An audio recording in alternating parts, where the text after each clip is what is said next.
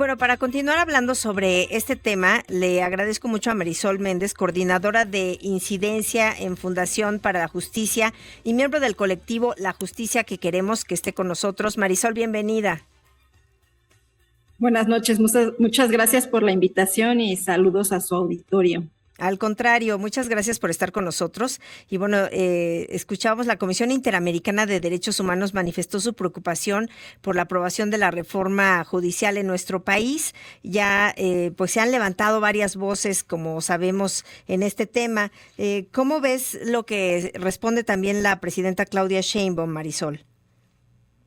Justamente me llama la atención que no se reconozca la independencia judicial como un derecho humano, pero sí lo es, y las organizaciones de derechos humanos que acudimos a este foro internacional fue para manifestar la preocupación que tenemos porque esta reforma viola no nada más la independencia judicial que está reconocida en la Convención Americana de Derechos Humanos, sino también viola el debido proceso y viola derechos de los trabajadores del Poder Judicial.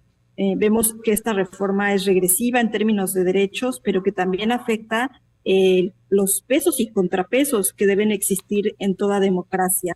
Vemos que va a debilitarse al Poder Judicial como un contrapeso del poder político. Hoy el Poder Judicial determina si los actos del Ejecutivo y del Legislativo son constitucionales o inconstitucionales, si son acorde a convenciones y tratados internacionales o no lo son.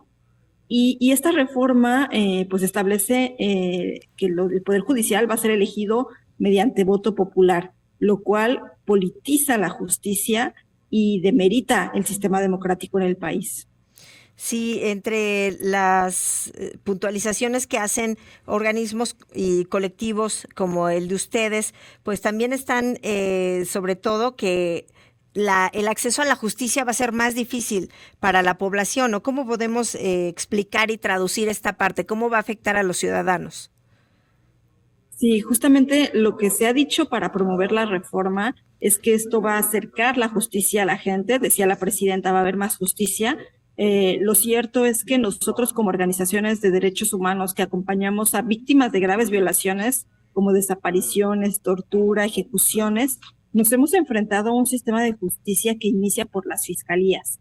La impunidad obedece en gran medida al trabajo ineficaz de las fiscalías y no necesariamente al Poder Judicial. Son muy pocos los casos que logran llegar ante un juez. La mayoría se quedan en la etapa de investigación en las fiscalías, y lo que decimos es que las fiscalías no son autónomas, que no tienen capacidades técnicas, que no tienen recursos para poder operar, y la reforma al Poder Judicial, o sea, no menciona absolutamente nada, ni de las fiscalías, ni de las policías, ni de las defensorías públicas.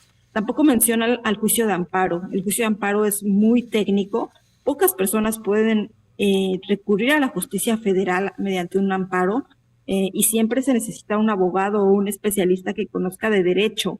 Hoy las personas más vulneradas en México, como las personas migrantes o las más excluidas, no cuentan con los recursos necesarios para poder acceder a la justicia. A eso nos referimos, que realmente la reforma no resuelve estos obstáculos a los que nos hemos enfrentado por años como organizaciones de la sociedad civil que representamos víctimas de graves violaciones.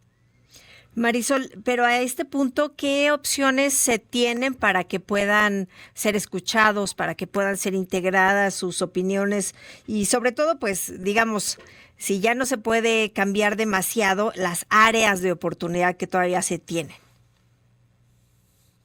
Bueno, nosotros pensamos que sí hay una área de oportunidad al momento en que se vaya a legislar sobre la modificación a las fiscalías, porque la presidenta en algún momento mencionó que habría una reforma en este sentido, pero por otro lado hay que monitorear el proceso de selección que se va a realizar en junio de 2025. Ahora va a haber ese proceso que está ya a la vuelta de la esquina, y un proceso en 2027 donde se van a elegir justamente a las personas juzgadoras, a los jueces, magistrados, pero también ministros de la Suprema Corte.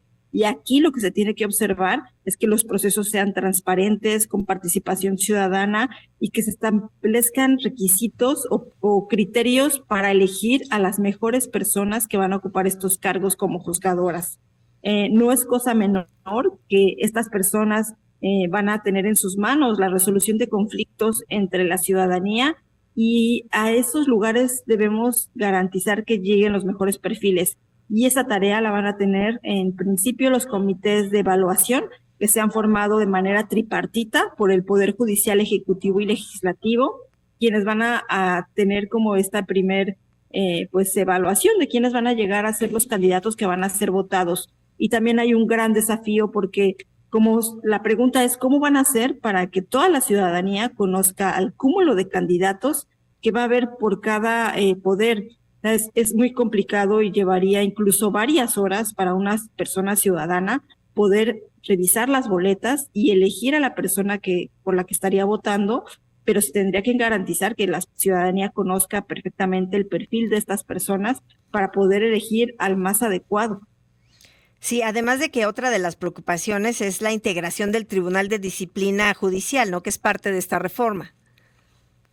Sí, eso también es sumamente preocupante porque el Tribunal de Disciplina va a ser la instancia que va a sancionar al personal judicial, a los jueces, magistrados y ministros. Será un tribunal supremo que también cuyos miembros serán elegidos por votación popular y no necesariamente por el perfil idóneo.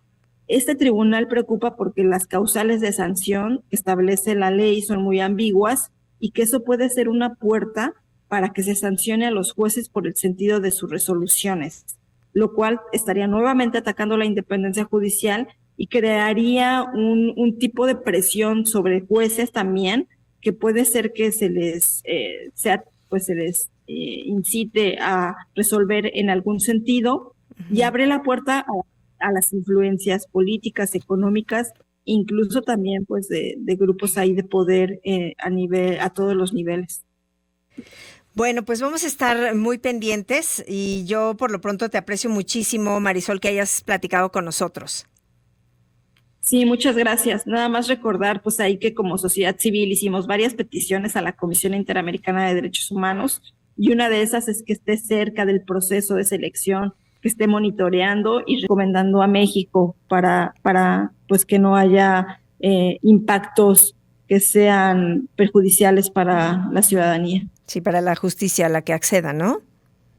Sí, para que pues todo el mundo pueda acceder a la justicia y que la justicia no se politice.